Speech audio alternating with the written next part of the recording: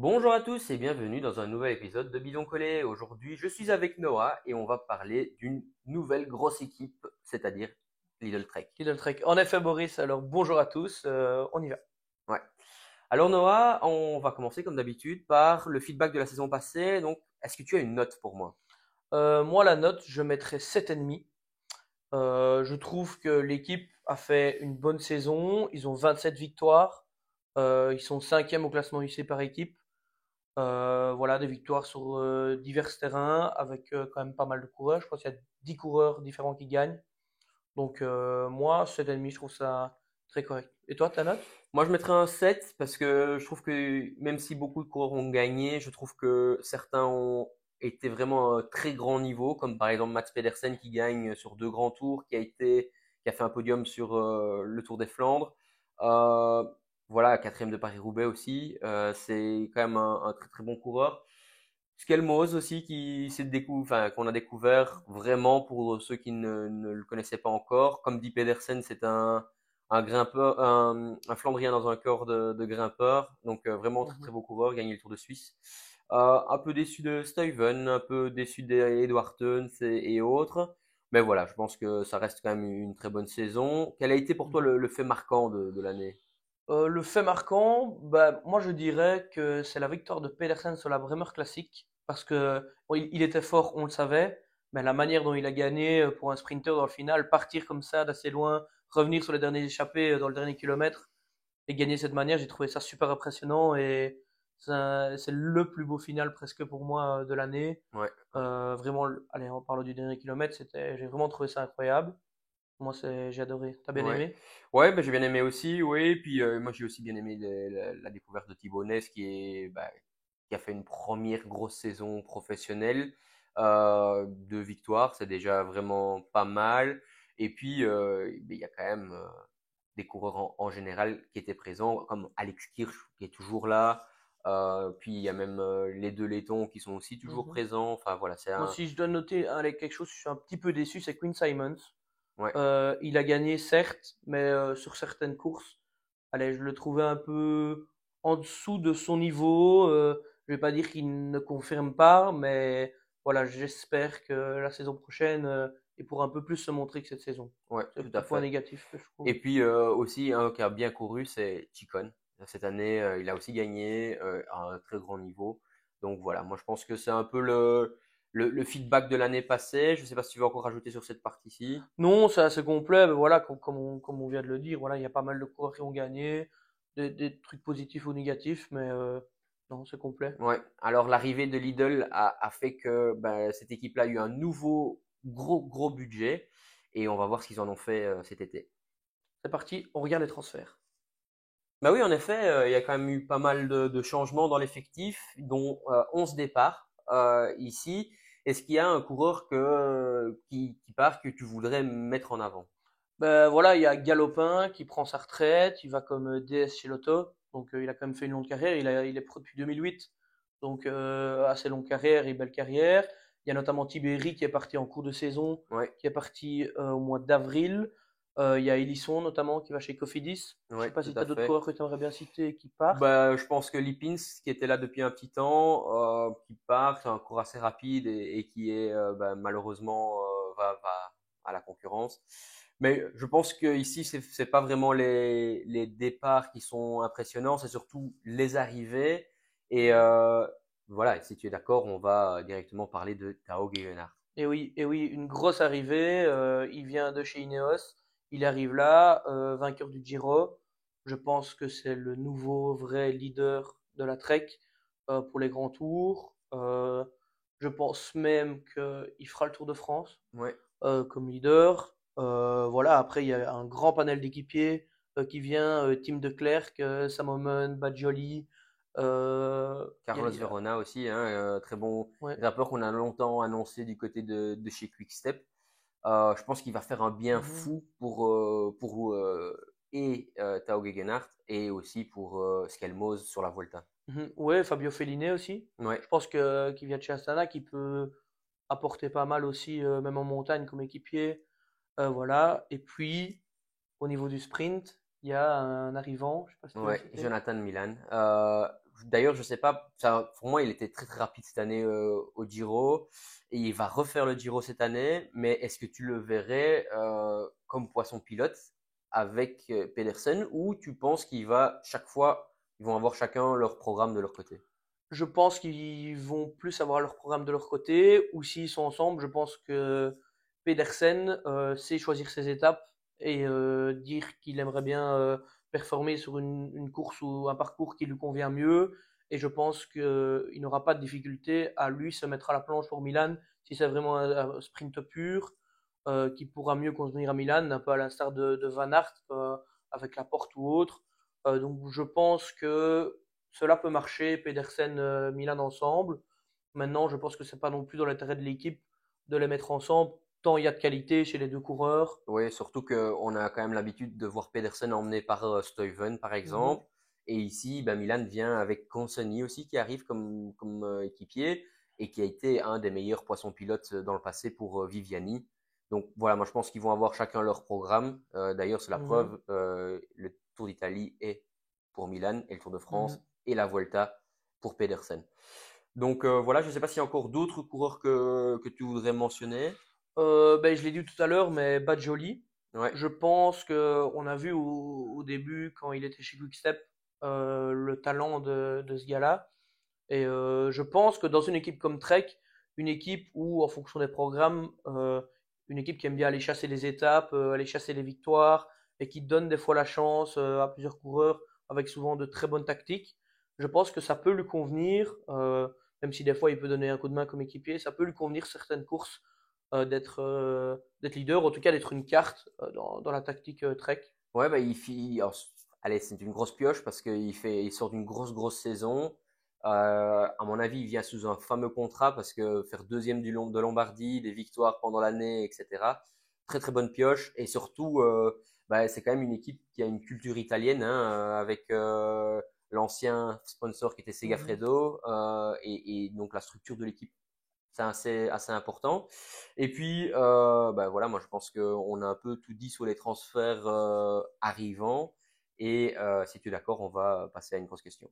Oui, parfait. Alors, la grosse question, c'est est-ce que l'équipe ne s'éparpille pas un peu trop? Je sais pas ce que tu en penses. Ouais, franchement, moi je pense pas. Je pense pas parce que ben, ils ont un effectif qui est assez fourni. Je pense que c'est distinct les coureurs qui vont faire les Flandriennes, les Ardennaises, le Tour d'Italie, le Tour de France et la Vuelta. Ce seront les trois, enfin, les gros programmes ici. Et on sait déjà que bah, Pedersen court beaucoup et il aime bien ça. Et il commence souvent très tôt dans la saison. Tao Gegenhardt va avoir un objectif, Eskelmos va avoir un objectif, et puis les autres, ben, on va un peu répartir le programme. Donc, non. Toi, tu penses que le recrutement fait qu'il y a trop de diversité dans l'effectif? Pas spécialement trop de diversité, c'est bien d'avoir de la diversité des corps partout, mais je me pose des fois des questions, notamment on prend l'exemple du Tour.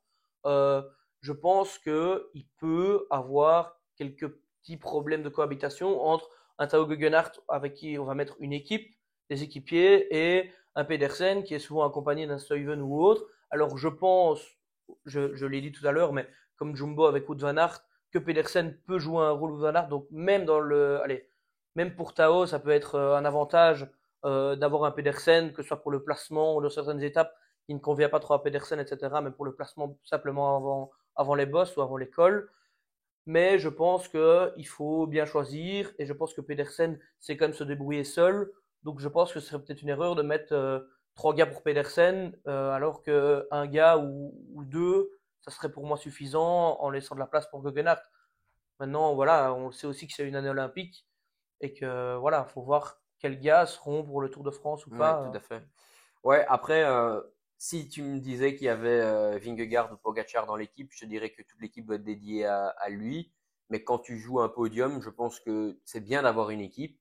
Mais on peut voir, par exemple, la Française des Jeux l'année passée avec Gaudu, bah, c'est un peu éparpillé dans le sens où ils ont tout mis pour, enfin, ils sont pas éparpillés justement, ils ont tout mis pour Gaudu qui finalement Mhm. fait un Tour de France assez C'est coup-ci moyen. coup-ça. Mhm. Donc, moi, je pense que c'est toujours bien d'avoir plusieurs cartes sur le tour surtout si c'est pour jouer un top 5 ou un podium.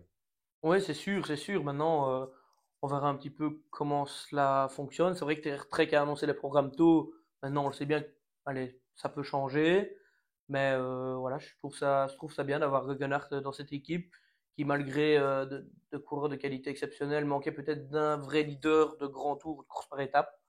Donc on suivra ça de près et je trouve que l'arrivée de Tao est très intéressante. Ouais. Bah, maintenant qu'on a parlé de la grosse question, est-ce que toi, tu as un coureur que tu vas suivre en particulier cette année? Alors moi, c'est peut-être pas très original, mais c'est Stielmose. Je trouve qu'il a fait une saison, bah, on l'a tous vu, il a vraiment explosé cette saison. Il a gagné au Tour du Danemark, il a gagné le Tour de Suisse, il a gagné à Bessèges, il est champion du Danemark, il fait deuxième de la Flèche, il fait huitième de l'Amstel et neuvième de Liège-Bastogne-Liège, donc trois top 10 sur les trois Ardennaises. C'était son objectif. On a vu que sur les courses d'une semaine, il était très à l'aise. Et il a prouvé aussi que sur les classiques, il était fort. Donc je pense que c'est l'année. Il a explosé l'année passée et là, il doit vraiment confirmer. Et ça doit être un des piliers, je pense, de l'équipe euh, par son statut, parce qu'il a prouvé l'année passée. Et on l'a vu notamment sur le chrono du Tour de Suisse. Il fait troisième du chrono à une seconde de Remco Evenepoel. Sur un chrono peut-être pas super facile, mais je pense que c'est quand même 48 de moyenne. Euh, donc c'est quand même Ouais, c'est un qu'il y a quand chrono même du poussé. roulant. Ouais. Donc c'est un vrai talent, c'est un grimpeur, mais qui a beaucoup plus de qualité que ça. Et je serais curieux de voir ce qu'il va faire tout le long de la saison, malgré sa bonne saison l'année passée. Ouais, mais c'est ça aussi un de mes chouchous. Vraiment, c'est un des coureurs que je trouve qu'il a une classe énorme. D'ailleurs, il est très très beau son maillot de champion du Danemark, je trouve. Et je me suis vraiment curieux de le voir avec bah, dans les Ardennaises parce que pour moi, c'est un des coureurs du futur dans les Ardennes. Et sur la Volta, deux objectifs bien clairs.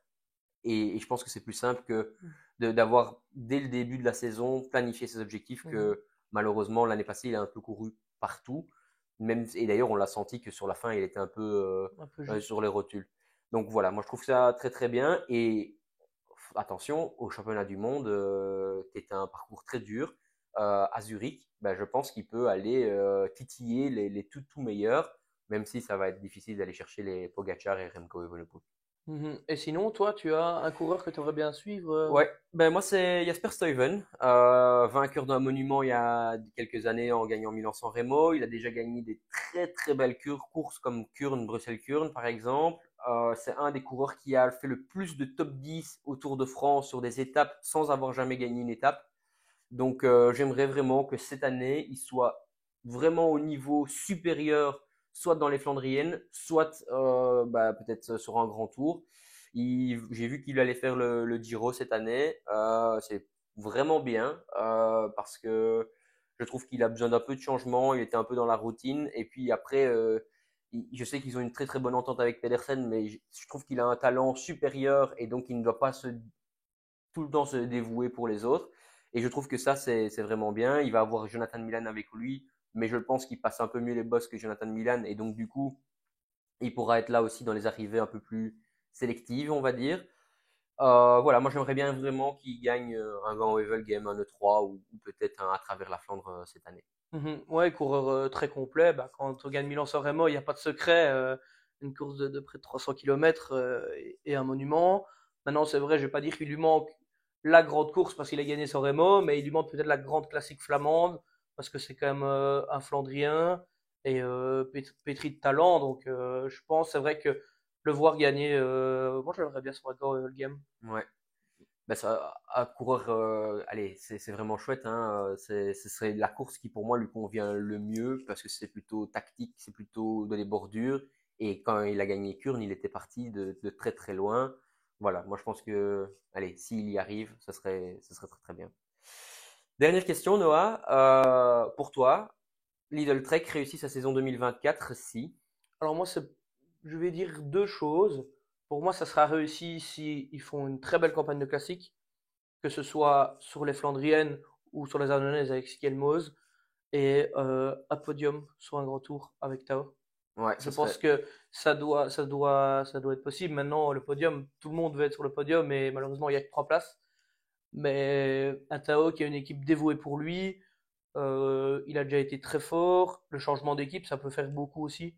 Donc, on ne sait jamais. On voit souvent des coureurs qui arrivent dans une nouvelle équipe et qui ont, je vais pas dire une seconde jeunesse, mais qui arrivent à retrouver de l'élan, de la motivation et à être au top. Donc, je pense qu'un podium sur un grand tour et une super campagne de classique, c'est deux tableaux, mais je pense que pour moi, c'est ce qu'il faut faire. Ouais, tout à fait. Bah, je pense qu'ils ont une équipe. Donc pour moi aussi, hein, ils doivent, Mhm. si possible, gagner un monument et gagner sur les 3 grands tours en tant qu'étape. Et puis, bah oui, un podium serait l'idéal. Maintenant, sur le tour, je pense que ça va être vraiment, vraiment compliqué vu la start list que l'on annonce. Et moi, je verrais plutôt Skelmose sur la Vuelta, sur le podium. Et voilà, je pense que si on continue là-dessus, ce serait une saison réussie. Maintenant, j'attends quand même un petit peu plus de victoires parce que 27 victoires, c'est beaucoup, mais c'est un peu peu pour l'armada qu'ils ont. Et surtout qu'il y avait 8 titres nationaux, ce Mhm. qui est quand même réduit le nombre de victoires Mhm. autres à 19. Alors je ne retire pas les titres Mhm. nationaux, hein, pour les gagner, Mhm. il faut y aller, mais bon, voilà, Ouais, pour moi, c'est un peu peu. ouais, je pense que c'est sur la bonne voie, rien qu'avec le recrutement de Jonathan Milan, un sprinter, ça gagne, ça aime bien gagner. Ouais, Donc je pense que ça, pour le compteur de victoire, ils sont bien partis. Puis voilà, il y a quand même plein de coureurs de qualité qui restent dans l'équipe. Donc voilà, je l'attends ok. beaucoup de cette équipe. Bah, merci Noah, je sais pas si tu as encore quelque chose à rajouter. Non, c'est très complet. On me réjouit de les voir sur les routes l'année prochaine et voir ce qu'ils vont faire. Et Ah on bah attend de ouais. voir. Parfait, ben merci Noah et alors merci à vous en tout cas de nous suivre.